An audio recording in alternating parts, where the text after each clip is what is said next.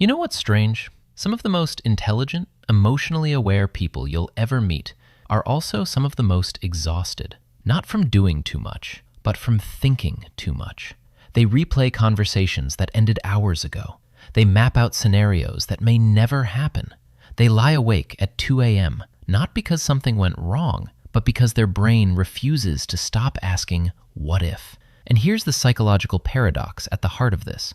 The very cognitive habit that makes someone thoughtful, careful, and empathetic is the same habit that quietly drains them. Today, we're going to explore the psychology of people who think too much. What's actually happening in their brain, why it develops, and what it really means about who they are. Let's start with what researchers actually call this pattern. Psychologists refer to it as maladaptive rumination, a tendency for the mind to circle back to the same thought loops repeatedly, especially around uncertainty, past events, or social situations. Studies out of Yale and the University of Michigan have consistently shown that people who ruminate aren't doing so because they're weak or anxious. In many cases, they're doing so because their brain is exceptionally good at pattern recognition. It's always scanning, always processing, always looking for meaning. The problem isn't the intelligence, it's that the system never gets a signal to stop. Neurologically, this comes down to a structure you've probably heard of, the prefrontal cortex.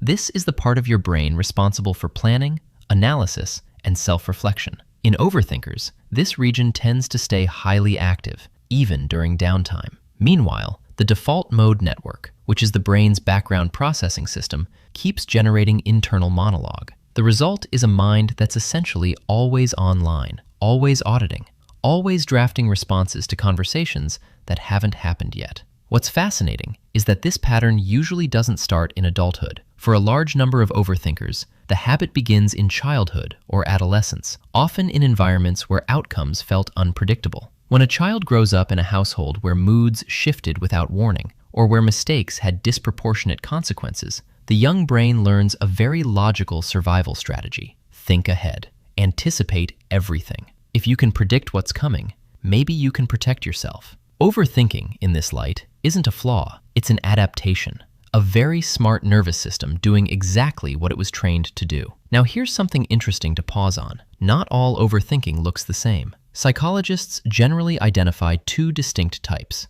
The first is reflective rumination, where the person turns inward to understand themselves, process emotions, and make sense of the world. This version, when balanced, can be a genuine strength. It's linked to higher emotional intelligence and deeper self-awareness. The second type is brooding rumination, a more passive, often distressing pattern of dwelling on problems without moving toward resolution. This is where overthinking starts to cost people, in sleep quality, in decision paralysis, in social anxiety that builds from overanalyzing every interaction. The tricky thing is that most overthinkers oscillate between both. A single moment of reflection can slide, almost invisibly, into a spiral. And because the thinking feels productive, because the brain is actively engaged, it can be genuinely difficult to notice when you've crossed from processing to ruminating. Cognitive psychologists describe this as the illusion of mental progress. The mind feels like it's solving something, but it's actually just looping. And this is where dopamine becomes part of the picture. Your brain releases small amounts of dopamine during the act of problem solving, even imagined problem solving.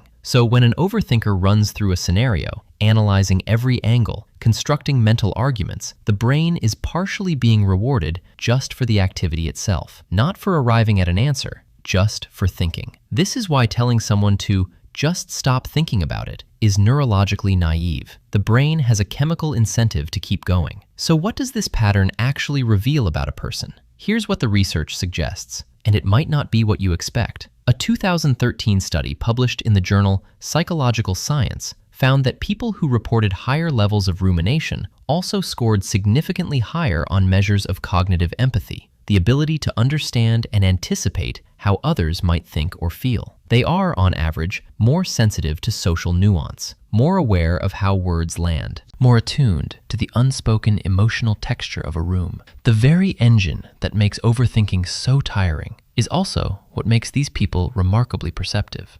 But perception without resolution is exhausting, and that's the tension overthinkers live with. They notice everything. They feel the weight of possibilities, and yet the more they think, the harder clarity seems to become. Because here's the quiet truth that psychology keeps circling back to. The mind cannot think its way out of every problem. Some things have to be felt, decided, or released, not solved. Therapists who work with chronic overthinkers often focus not on stopping the thoughts, but on changing the relationship to them. Acceptance and commitment therapy, for example, teaches a concept called cognitive diffusion, the practice of observing thoughts without fusing with them, of noticing the thought loop without being pulled into it. It's a subtle but genuinely powerful shift. Instead of, "This situation is dangerous and I need to figure it out," the reframe becomes, "My brain is generating a concern right now." One pulls you in, the other gives you a fraction of distance. What all of this points to is something that matters far beyond the individual. Overthinking is not a personality defect. It is not evidence of instability or weakness. It is, at its core, a highly active mind that learned to stay alert in a world that once felt uncertain. The challenge isn't to stop the thinking entirely. The challenge is to teach that mind, gently and with patience, that it is finally safe enough to rest. And maybe that's the most human thing about all of this. We all carry cognitive patterns shaped by experiences we didn't choose. Understanding them doesn't erase them, but it does change how much power they have over us. And sometimes that understanding is exactly where it begins.